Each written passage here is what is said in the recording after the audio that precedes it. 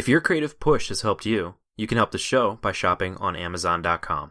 All you have to do is head to yourcreativepush.com/Amazon. That will take you right there, and you can shop how you normally would. A small percentage of your purchases will go directly to helping cover the costs of creating, hosting, and maintaining your creative push. And especially with the holidays coming up, you can make a big difference just by buying the things you were going to anyway. Again, that's yourcreativepush.com/Amazon, and thank you for thinking of the show and for helping out. Your Creative Push, episode 266. Keep your head down, do your best work, don't look at anybody else, and just keep going, keep pushing, keep doing what you feel is right to yourself.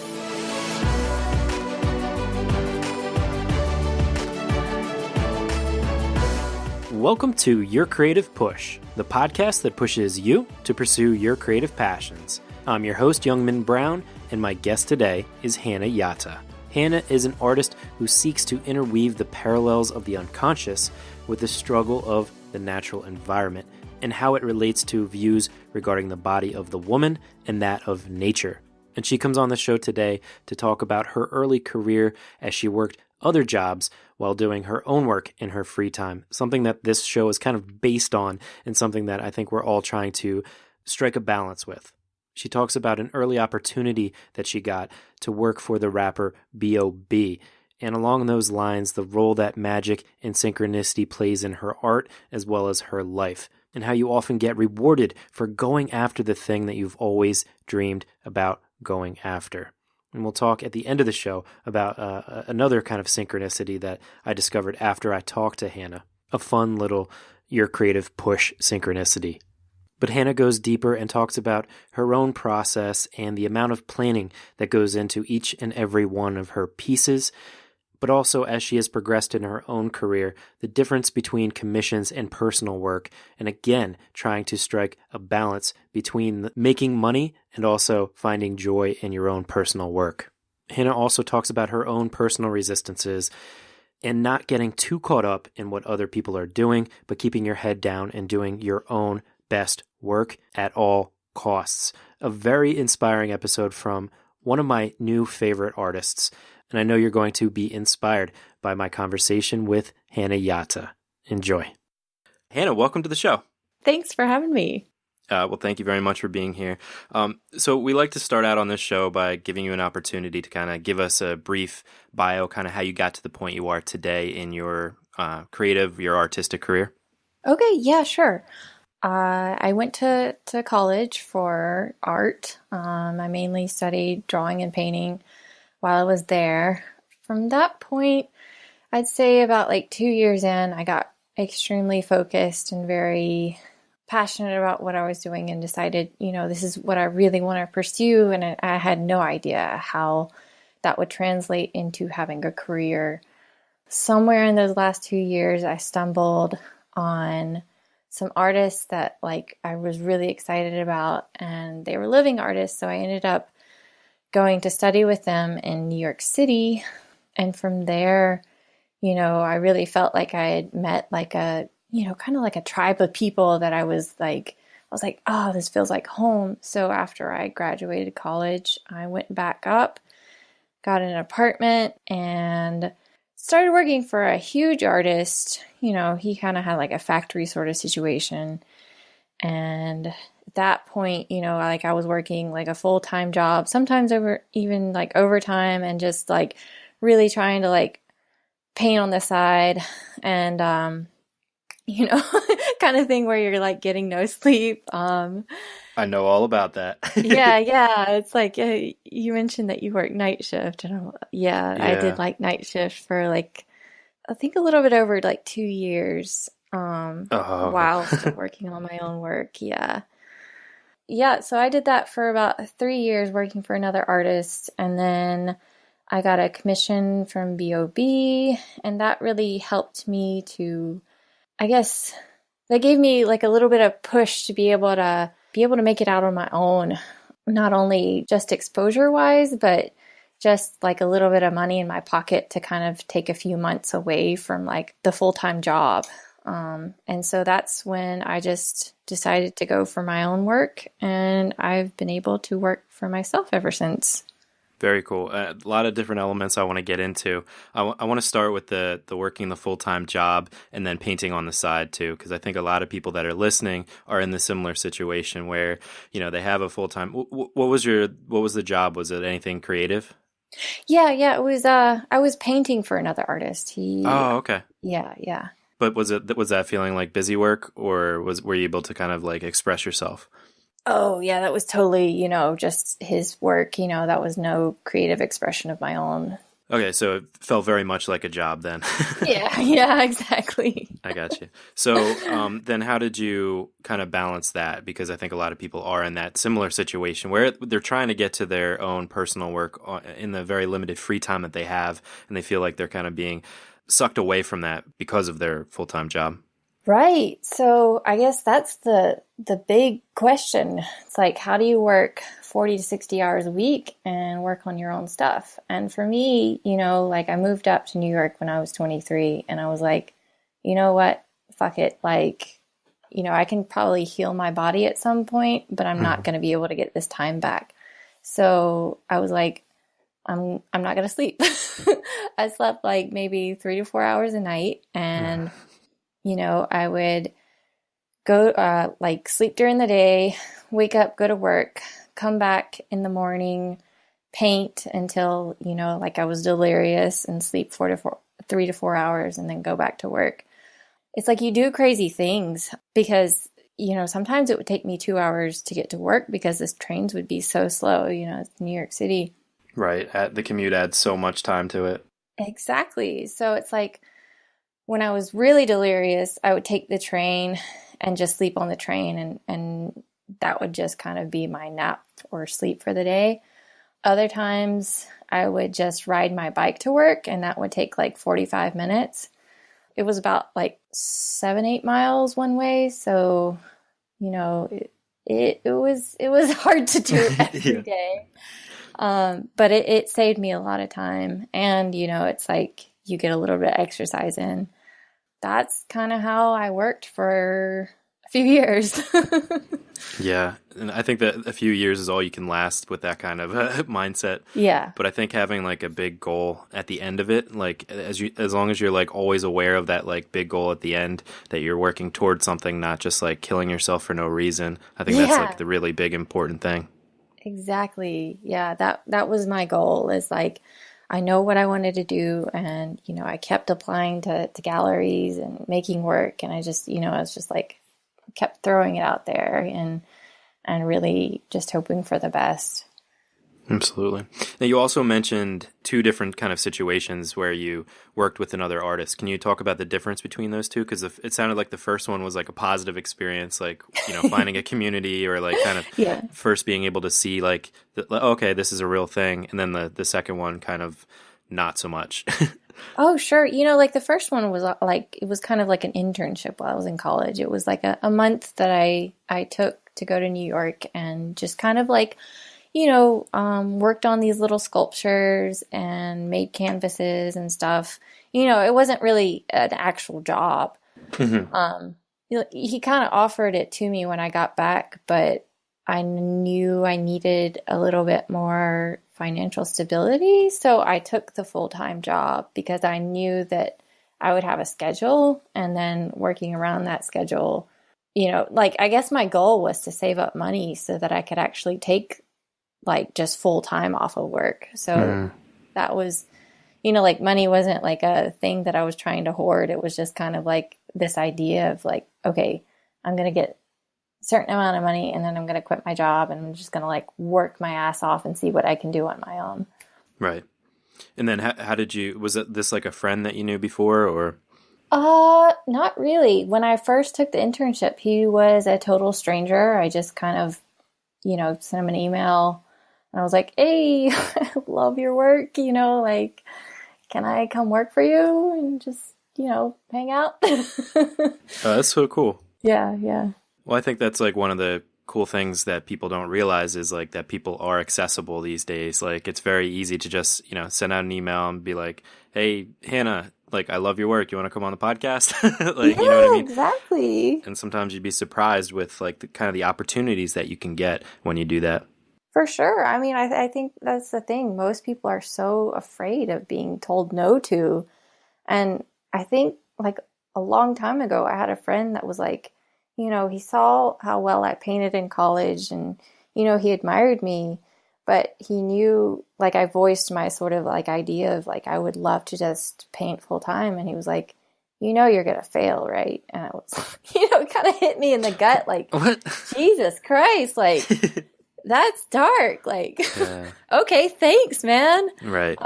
But once I got my mind around it, it was like we all fail. We all fail in big ways and little ways. And once you get around your ego to the idea that, it's not always gonna be like amazing or successful all the time, then you kind of open yourself to that freedom of doing something that you really love. Because a lot of people, they take these supposedly lucrative careers and they still fail. So you Right. might as well do something that you love. Oh, I couldn't agree more. Yeah. So let's get into your work a little bit, because you have this like amazing style, use like these great colors, and I also love the themes that you use. So can you talk a little bit about what you do? Oh, sure. So I guess a lot of my work focuses around like the female form and feminine imagery. So it's basically like this kind of connection that I'm trying to find within like nature and our psychology, and sort of voicing a bit of concerns about like the technological world that we're in versus this sort of search for the, I guess you could say, spiritual or a connection with, our feminine sides. So yeah, I guess I use a lot of animals, creatures, women, stuff like that in my work. And like, was that always kind of your style? Like, or is that something that developed over time? That's hard. Yeah. Yeah, I mean, it's definitely come to a head, but I guess it's always sort of been there. But at some points, I guess it got a little bit darker, and then it's like it ebbs and it flows. But yes, I guess like the themes of nature and women have kind of, yeah. When I think back on it, it's always been there. Right. Well, and you also talk a lot about like human atmosphere that we've made for ourselves, where we're kind of just like raping the natural world, if Yeah. that makes sense. And that's something that I think a lot of people are kind of locked into or trying to figure out how to solve. So can you talk about that a little bit? How you incorporate that into your art? Right. That's like different ways, and I guess I approach it from different standpoints depending on the piece. Sometimes it's like I have like these silly little creatures, like these rabbits in one piece that are, like they have like two, I guess, gas dispensers that they're like, kind of wildly laughing and spewing into the water. And that one's called like the insanity defense.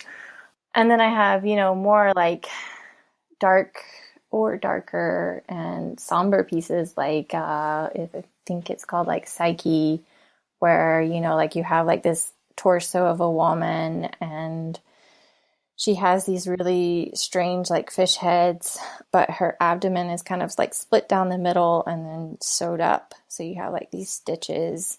And that one's sort of more or less about like kind of not so much of a funny piece, is more of like a very obvious one that's kind of looking at the body of the feminine and by extension like that of nature, and how it's kind of like we're kind of doing these crazy things and breaking apart our environment and then trying to like fix our crazy mistakes and stitch them back together. Yeah, when you get these important themes, things that like you are kind of questioning in your own like life, it's like using your art to kind of ask those questions or try to answer them as you go. Which kind of leads me into my next question. Can you like walk us through the creation of one of your pieces? Like how much do you have planned before you go in, and then what is the decision-making process like during making the piece? Whew. Yeah, that's a kind of a tough question to answer because I tend to be a little bit all over the place when it comes to these things. Mm-hmm. which is fine. Okay, great. Well, sometimes, it's like sometimes I do have like a sort of image that I've been chasing in my head that, I kind of let it marinate there. And then I make a canvas because I kind of sort of know like what size it should be and kind of a layout, but I don't make any sketches. I just kind of like go to the canvas and sort of just go straight into it and start painting. Other times, it's like I have a more refined idea. It's more rare, but sometimes I do sketches of the piece and I'm like, okay, this is the color palette. This is what it's going to look like. But it tends to be the fact that it's like, either like, I think certain words or groups of words or, like things that I'm reading triggers imagery, or I'm taking a walk, or it's like some strange like beat of a song or a lyric. I don't know. Like, Mm-hmm. No. it's kind of like these things that just like, like they sort of tug at your subconscious and you're like, whoa, like, and then your mind kind of keeps spinning around that idea until you are trying to figure out like why it makes such an impact on you and how to sort of flesh that out, if that makes any sense. Yeah.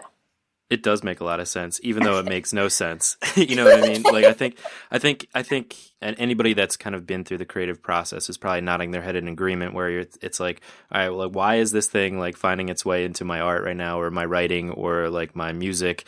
And I think that's why it's like so important to surround yourself with the things that kind of pique your interest or the things that you care about, and then, like I said before, like trying to kind of answer that question like through your art. Exactly. Yeah. That's a more understandable way to put it. No. Yeah. No, you said a very understandable way too. Okay. And yeah, I know you've kind of mentioned the word magic, which is like a hot word on this podcast. It's something that I like to talk about too, and I think we're kind of already getting into it, like this like magic of like figuring out the universe, like the place that we find ourselves in on this like earth. So, how has magic kind of impacted you in your art? For me, it's kind of like synchronicity, and it's funny because it's like the more I sort of chase this dream of becoming an artist and doing my own work, weird things happened, and it's beautiful. It's almost like, I don't know how to explain it, but it's almost like you're being rewarded for kind of going after this wild and crazy dream that everybody kind of always, said was stupid. Mm-hmm. Absolutely. Yeah, it's like this idea of chasing what it is to be human and have a connection with something, I guess, higher than yourself. I don't really know like exactly how to explain it, but it's Yeah. I don't think anybody does, and that's why I always try to try to explore it myself. But I agree. It's like you get these like winks. I call them winks from the universe. It's like a Exactly. pat on Yeah. the back, and not only a pat on the back, but like also like a helping hand. Like Yeah. some crazy opportunity comes up when it's like when you ask for that, or when you kind of declare what you want from the world, like you kind of actually get that thing or get like a helping hand with it. Yeah, for sure. I mean, yeah, it's funny. It's like when you cast off like the fear, I feel like at those moments, these weird, yeah, it's like these very synchronistic events happen, and it is like a wink, like a nod, like, okay, you're going in the right direction. Do you have any that you remember?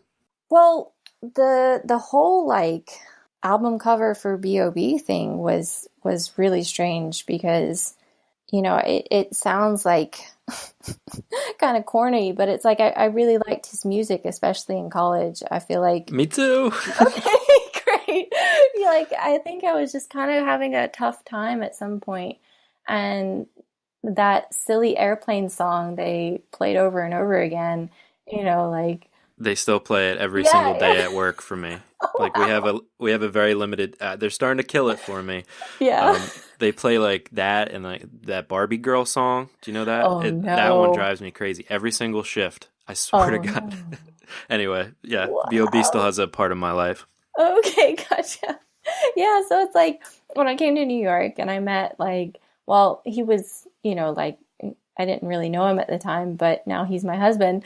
But yeah, when I first came to New York, like we were sharing like some of our favorite artists, and I was like, "Oh, you should check out this guy." And like 2 years later, the guy like emails me and I'm like, holy shit, like what the hell?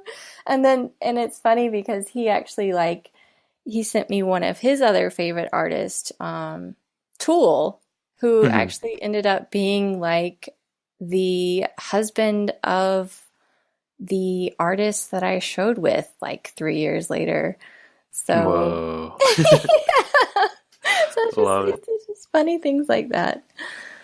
Yeah, it's interesting. And then when things like that, when those connections happen, it just like feels so good. It just feels like you're like on the right path or like something's going right, you know? Yeah, exactly. It's like your wildest dreams are just like, how the hell did that happen? Right. Yeah, for sure. And sometimes as easy as just like an email, like either you reaching out to somebody else or somebody reaching out to you. Yeah, yeah, exactly. I mean, it's just like those little things, or I think there's just like so many of the things that I thought were completely beyond my reach. And then at some point or another, it's like I either got in contact with these people or ended up doing like magazine articles with these people, like it's really cool. So we talked a little bit about kind of making money from your art. So can you talk about the difference between working for a commission and kind of creating a piece for yourself? Ah, right. So I tend to take commissions that are, kind of based on work that I've already done. Hmm. So they're kind of like safe pieces, I guess, because it's like an idea that I've already explored and, I kind of know what it's going to turn out like. I feel like my work that I make for myself, it tends to challenge what I've already done. And then I'm trying to push for something deeper than where I've gone before. And I don't always know where those are going to turn out or if they're going to be particularly successful. So commissions are also, it's like you get paid half up front and then work that you're doing for yourself, you have no idea at what point it's going to sell. Sometimes it's like years down the line before it finds a home. So, that part is a little bit more scary, but you just try and like sort of balance it. It's like you see it as like, you are working for yourself and you're still doing the work that you love with commissions, but with the work that you do for yourself, you're trying to challenge yourself and keep going farther and keep pushing bigger and keep, growing and evolving. And that's hard and it's scary because you don't know what people's reaction to it will always be. Right. Does that ever hold you back from creating for yourself when you aren't sure exactly when it's going to sell, like you said, or if it's going to sell? Does that ever stop you then from doing your own work or maybe like erring to the side of doing a commission piece? Hmm. I guess I think I always try to maneuver things so that, even if I am doing a commission piece, I'm always doing my own work on the side. So, it's almost like you never want to put yourself in a place that you can't do your own work, if that makes sense. So you Yeah. never like run out of money and you're like, oh my God, I've got to do a bunch of commissions now and I can't do what I love. So I'm always sort of like planning a year in advance for all of this stuff. Nice. Yeah. Does that answer your question? Yeah, yeah, it Okay. does. And you talked a little bit before about that kind of, being out of college and not really knowing, or being in college rather, and not really knowing where you're going to go or how to make this into like a career. And then the importance of like kind of surrounding yourself with other like-minded people. So can you talk about that? And I guess also specifically with your husband, Jean-Pierre? Yeah. Yeah, I mean that's incredibly important because then you can share like your frustrations and a lot of it, like with Jean Pierre, it was amazing because he was doing what I was trying to do like years ahead of me. So I wanted to apply for every single thing and say yes to every single opportunity. And he was like, like just kind of take your time, like you don't have to kill yourself at every single thing that comes your way. It's just breathe and try to pick out the best opportunities and do your best work, And that's something that you probably wouldn't, or another non-artist would be able to understand, I guess. Right. Yeah, just being able to like talk to a community or have friends that are artists that understands the gallery world, advertising. It's all a very frustrating world. I know very few artists that aren't like, struggling in some sort of way or another, because it's like, you come across so many things that, you can easily get you down. Some artists don't sell in galleries and they sell really well through their own studios. And, like you kind of just get all these different viewpoints that you're like, I could do this. There's this possibility, or, this is also a good thing to do. So it's great to share ideas, have different viewpoints, and just be able to share stories and frustrations, I guess. Right. No, yeah. And that's the whole kind of point of this podcast.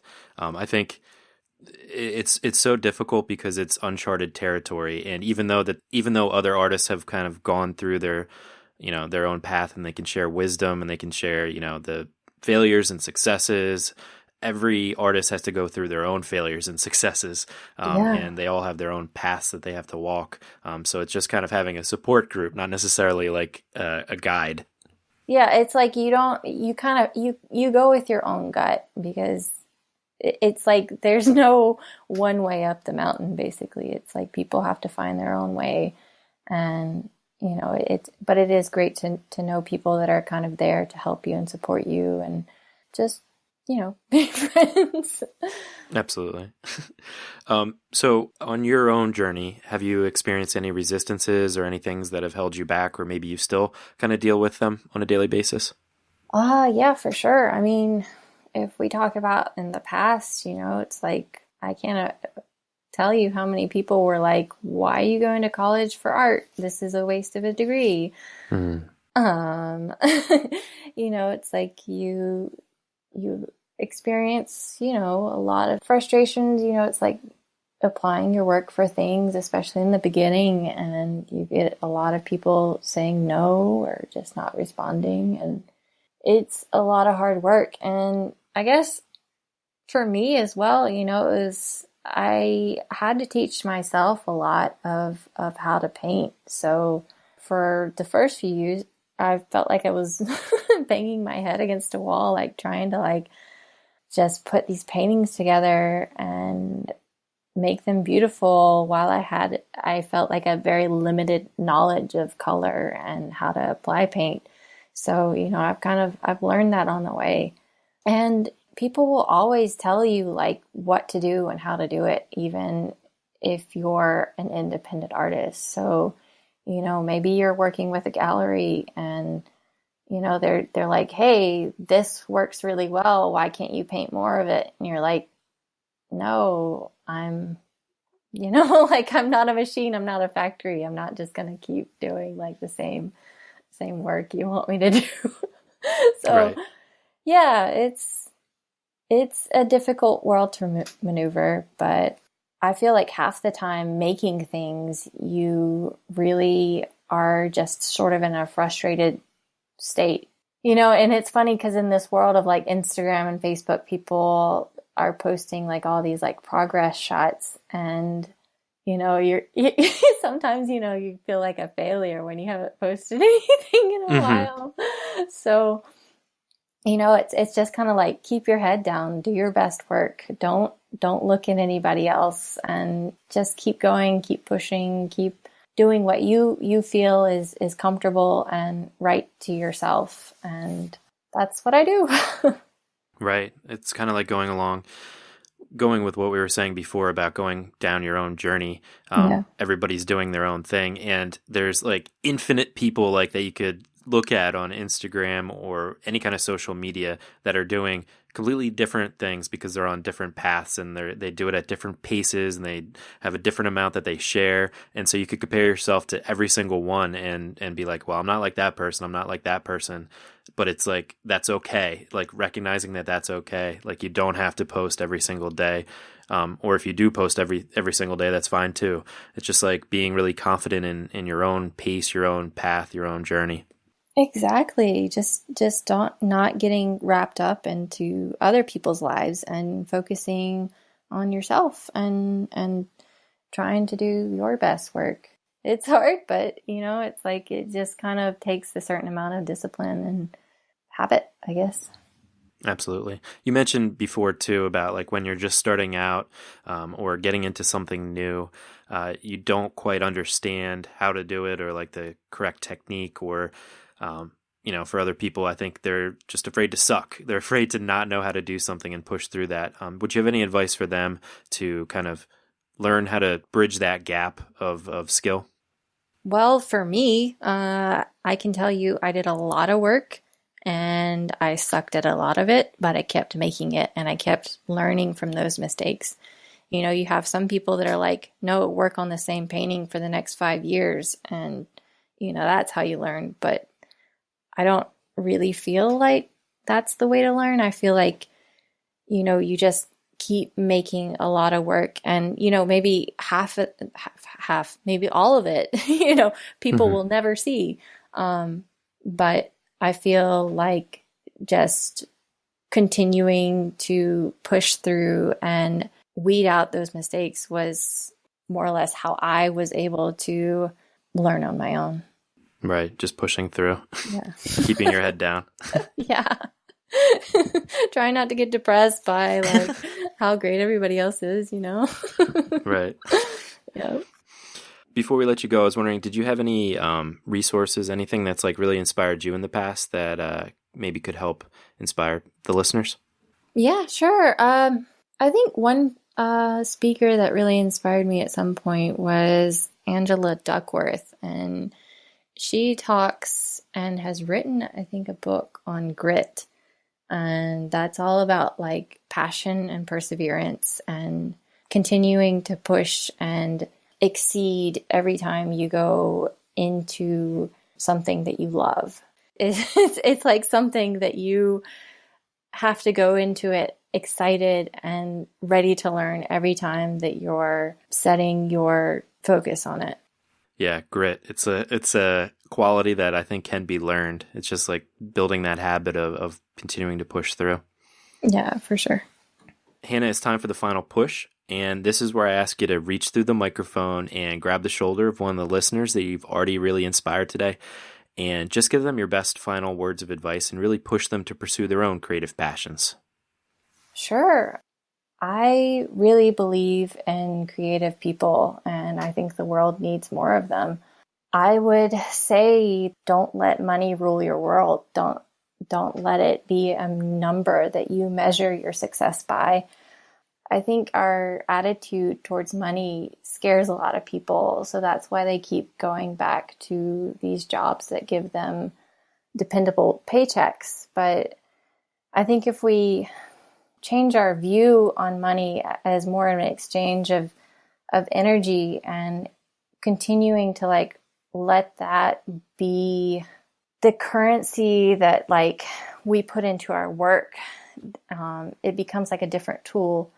I would just really encourage, if you're a creative person that's wondering like whether or not they should go out on their own, it's like I believe this culture needs more creative people, and that it's like we've kind of been brainwashed that being part of groups is the safe way to go.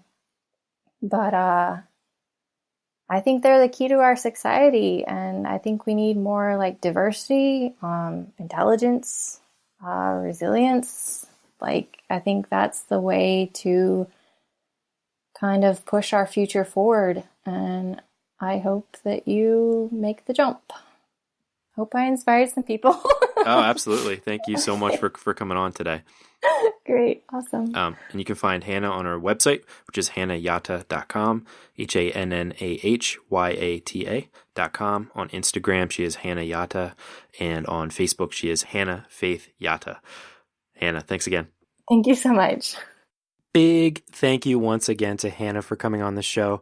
We talked a lot about synchronicities in this episode, and I also teased at the top of the episode a special synchronicity that I found out about after the interview. So I had to mention it to you because synchronicities are one of those things that I love. You guys know that. They make me so happy, and they make me feel like I'm on the right path, or that like everything is right in the universe. Hannah actually mentioned it in this episode, but we didn't get specific. But I heard her on another podcast actually after the interview talking about how she interned with Martin Whitfoot, and he was on this show as well, episode 150. And that's a synchronicity in itself, but Martin has kind of a web of Your Creative Push synchronicities as well. One of my listeners, Stuart Holland, was listening to the show and then connected with Martin Whitfoot, and then Stuart was on the show. So just a whole web of synchronicities are creating, and it's just so fun to try to keep track of. And it really just illustrates that whole point that I try to make all the time, is that you don't know exactly who your art is going to affect, what your creative output is going to give to somebody else's creative intake. And chances are 95% of that creative impact that you have on other people will go unmeasured, at least to you, for the rest of your life. But you have to trust that your work is impacting other people, and that there is this huge worldwide, intergalactic, actually, kind of creative web that is there. There are all of these connections, and it is fun whenever you can kind of pluck one out. You can kind of see one of those webs, one of those channels, because it shows you that that web really does exist, that these connections really do exist. But you just have to trust that those connections exist, especially in the dark times when you think that your work doesn't matter, when you think that your work has no impact on other people, when you think that you're light years behind some of the people that you're seeing on Instagram. No, you will get rewarded and see all these connections, but you just have to make the decision to go down the path, to go on your own journey, and to keep going once you start, to keep your head down and not get distracted by what other people are doing. Like Hannah said, don't get caught up in all of that. Just keep your head down and keep doing your best work. On our next episode, we have Matthew Mungle. Matthew is an American makeup artist, and he has been nominated 4 times for the Academy Award for Best Makeup. And he won in 1992 for Bram Stoker's Dracula. He's got a ton of other awards, 26 Emmy nominations. He's won 6. And if you go on this guy's IMDb page, you will be shocked at how many films and TV shows he has been a part of. You can find out more about Matthew on his website, which is wmcreationsinc.com. That's wmcreationsinc.com. Or you can head to the show notes page today at yourcreativepush.com. We'll have that linked up, as well as his IMDb page, as well as everything else we talked about today with Hannah at yourcreativepush.com/266. But that is all I've got for you today, so hopefully you were inspired to go and get your work done. So go and get it done, and we will be here for you next time if you need the push again. I love you all so much. Go get some amazing work done, and we will see you next time. Bye. Never miss a push. Head to yourcreativepush.com/subscribe to find the easiest way for you to subscribe to the podcast.